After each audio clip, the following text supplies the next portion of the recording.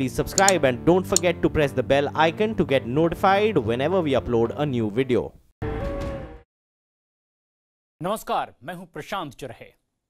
कश्मीर में शांति की एक आवाज जो बहुत जल्द खामोश कर दी गई, वो आवाज थी पत्रकार शुजात बुखारी की।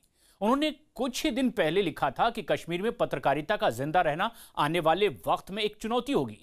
शुजात बुखारी को अपनी हत्या की आशंका भी थी और माना जा रहा है कि उनकी हत्या हुर्रियत और आईएसआई का विरोध करने पर हुई है। सूत्रों के मुताबिक अलगाववादी नेता चाहते थे कि बुखारी शांति के किसी भी प्रस्ताव को स्वीकार करने से मना कर दें।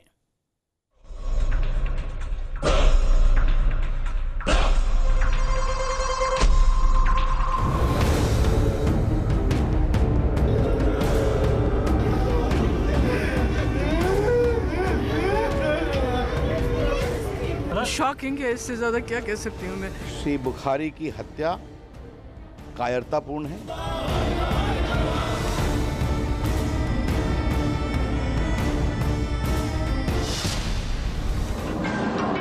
चौदह जून की शाम जम्मू कश्मीर के श्रीनगर में राइजिंग कश्मीर अखबार के दफ्तर में तय हो रहा था कि पहले पन्ने पर क्या खबर जाएगी, लेकिन तब तक कोई नहीं जानता था कि पहले पन्ने पर शब्दों के लिए जगह ही नहीं बचेगी। 15 जून की सुबह राइजिंग कश्मीर अखबार का पहला पन्ना काला था और उस पर सिर्फ एक तस्वीर छपी थी, जो कश्मीर से आने वाली बाकी खबरों पर सबसे भारी रही।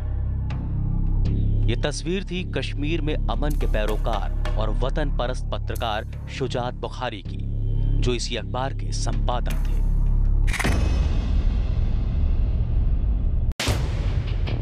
14 जून की शाम श्रीनगर में शुजात बुखारी की कार पर हथियारबंद नकाबपोशों ने गोलियां बरसाई और इस हमले में उनकी जान चली गई।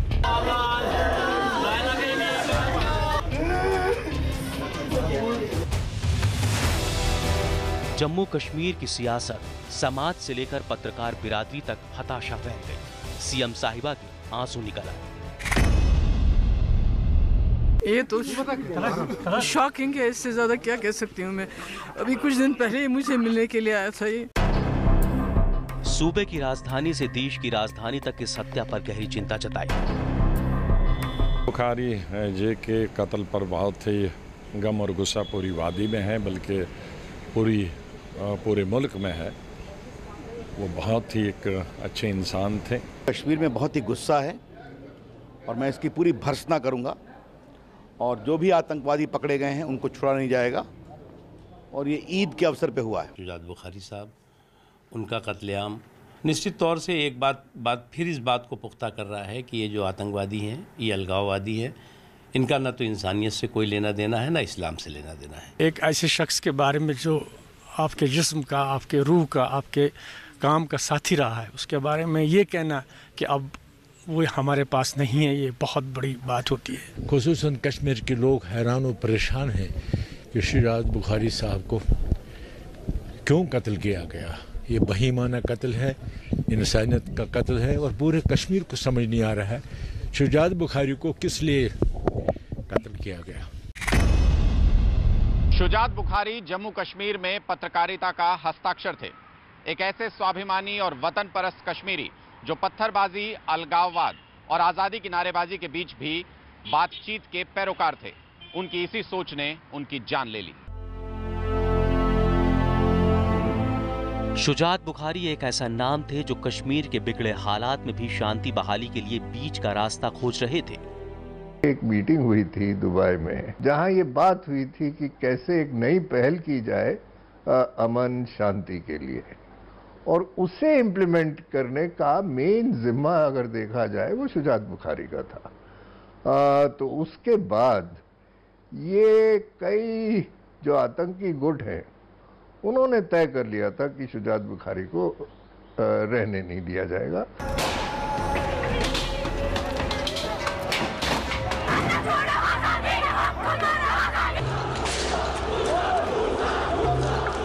कश्मीर करीब 3 दशक से आतंकवाद की आग में झुलस रहा है।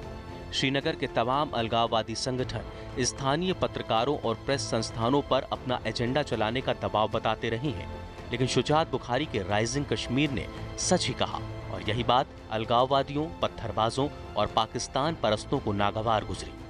शुजात बुखारी का अखबार राइजिंग कश्मीर अपनी निष्पक्षता और संपादकीय ताकत के लिए जाना जाता है।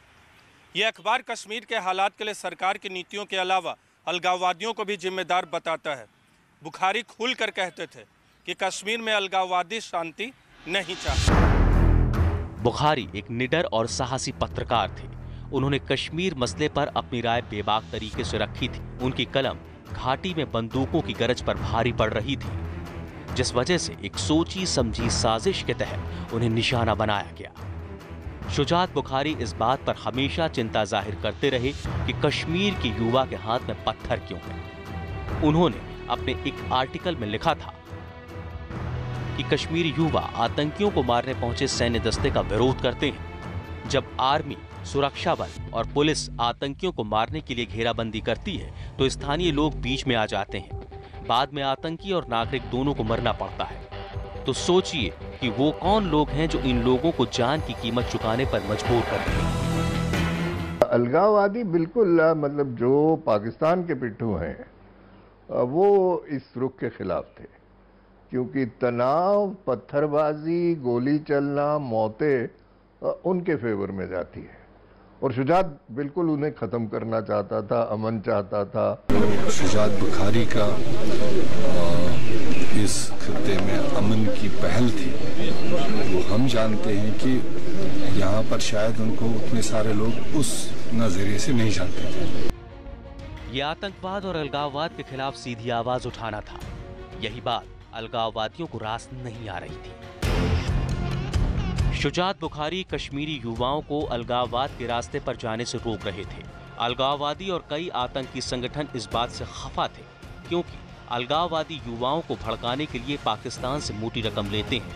पत्थरबाजी के लिए बने संगबाज जैसे कई संगठनों को भी पाकिस्तान से मोटी रकम मिलती है। कश्मीर के हालात अगर सुधर जाएंगे तो अलगाववादियों की दुकान बंद हो जाना तय था। शुजात अमन की बात कर रहा था और उसमें एक पहल भी कर रहा था, सिर्फ बात ही नहीं कर रहा था। एक तो वो पहला कश्मीर में रिपोर्टर एडिटर था, ये ओनर, मालिक भी, एडिटर भी और रिपोर्टर भी। दूसरा, उसका जो अखबार था वो एक लिबरल, एक अमन का जो पैगाम होता है, जो मैसेज होता है, वो देता था कश्मीरियों को। शुजात बुखारी ने द हिंदू अखबार से अपनी पत्रकारिता की शुरुआत की थी। इसके बाद श्रीनगर से अपना अखबार निकालने का फैसला लिया। शुजात बुखारी ने 2008 में राइजिंग कश्मीर अखबार की शुरुआत की थी। उसके कुछ ही समय बाद से अमरनाथ भूमि विवाद शुरू हो गया था, जिसमें घाटी का अलगाववादी मसर्रत आलम नेता बना हुआ था। इस दौरान शुजात के अखबार ने संतुलन बनाते हुए खबरें दिखाई। यहीं से बुखारी अलगाववादियों को खटकने लगे थे। शुजात बुखारी जम्मू कश्मीर में पत्रकारिता करते वक्त दो धारी तलवार पर चल रहे थे। एक तरफ जहां वो सरकार का विरोध करते थे, वहीं दूसरी तरफ अलगाववाद, आतंकवाद और हिंसा फैलाने की साजिश के भी वो खिलाफ थे। शुजात बुखारी पर साल 2000 में भी आतंकियों ने हमला किया था। हालांकि उस समय वो बाल बच गए थे। इस हमले के बाद से ही उन्हें सुरक्षा दी गई थी। शुजात बुखारी से आतंकी नाराज थे, क्योंकि वो शांति बहाली के पैरोकार थे। शुजात बातचीत जारी रखने के लिए आए दिन सम्मेलन कराते रहते थे। उनके पाकिस्तान की सरकार के साथ भी अच्छे संबंध थे। कश्मीर में शुजात बुखारी की हत्या की घटना नई नहीं है। प्रेस पर पाबंदी लगाने और उसे धमकियां देने की कहानी पुरानी हो चुकी है। 1990 से घाटी में आतंकवाद फैला है। तभी से पत्रकारों को मारने, काटने और धमकाने का सिलसिला शुरू हो गया था। आतंकवादियों ने प्रेस के खिलाफ छेड़ी गई अपनी मुहिम के तहत अखबारों के दफ्तरों को आग लगाने, पत्रकारों का अपहरण करने, उन्हें पीटने और धमकियां देने की कायराना हरकतें कई बार की हैं। 13 फरवरी 1990 को श्रीनगर दूरदर्शन केंद्र के निदेशक लस्सा कौल की हत्या की गई। जम्मू कश्मीर में पत्रकारों पर यह पहला हमला था। 1991 में अलसफा के संपादक मोहम्मद शबान वकील की आतंकवादियों ने हत्या कर दी। 1995 में बम धमाके में पूर्व बीबीसी संवाददाता यूसुफ जमील बाल बच गए। इस धमाके में ANI के कैमरामैन की जान चली गई थी। 31 जनवरी 2003 को नाफा के संपादक परवेज मोहम्मद सुल्तान की आतंकवादियों ने हत्या कर दी।